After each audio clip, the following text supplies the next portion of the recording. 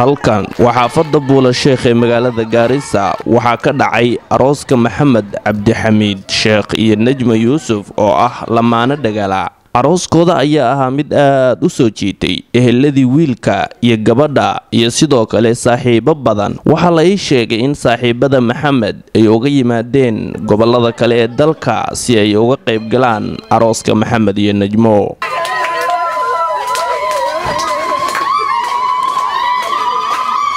markii guriga loo soo galbiyay Maxamed Cabdixamiid ayaa isaga oo qof kale uu ka turjumahayo waxa uu iga warramay sida uu dareemayo iyo sida uu ku soo bilowmay asaga iyo Najmo xiriirkooda. Say u aragtaa maanta arooska? I am happy. Today is a happy day. maanta waa maalin farxad leh. maxaad ooys? jaceelkan hooyada oo yiri. ilaa intee ku gaartay iskuulka? iskuul waan boge. Okay. From 4 boge. Okay.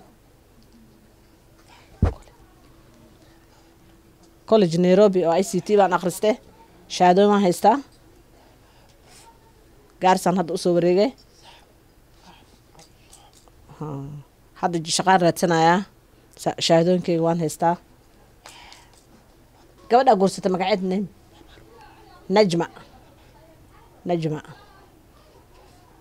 Najma Yuusuf. goorma isbarteen? gabdha walaalahay iskuul isla dhigan jireen.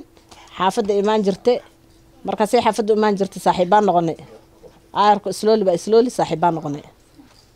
Okay. haddana ina isguursanay noqotay.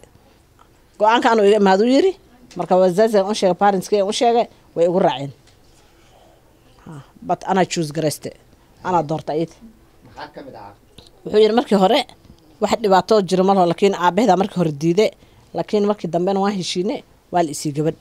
Cabdixamiid Sheekh oo ah aabaha dhalay Maxamed dadaal adagna u galay in arooska wiilkiisa uusan ilqadis yeelanin waxa uu warbaahinta istaa la wadaagay dareenkiisa.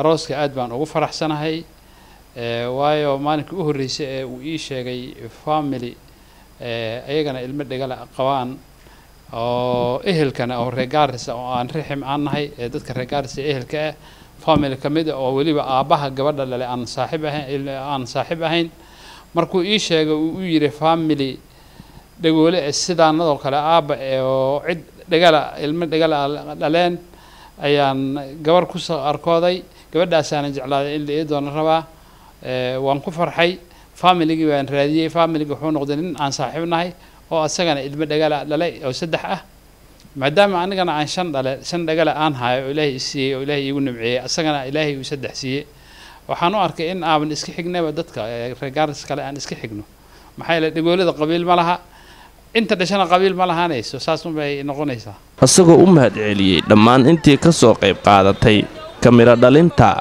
arooska Maxamed iyo Najmo.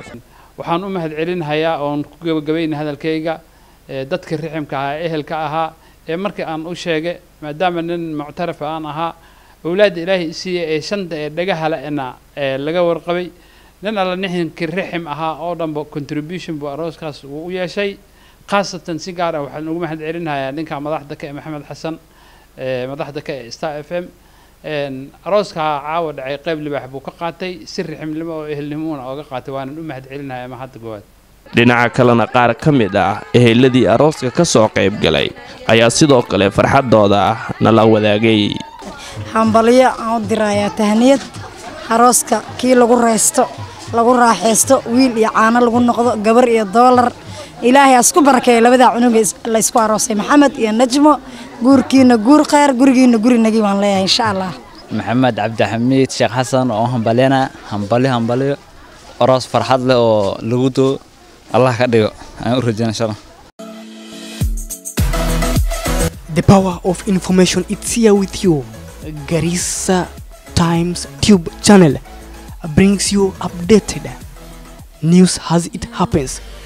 Whatever you just need like is just click the like button, then give us a subscription at the bell sign. Then from there the story are gonna be flowing in as we update you day to day.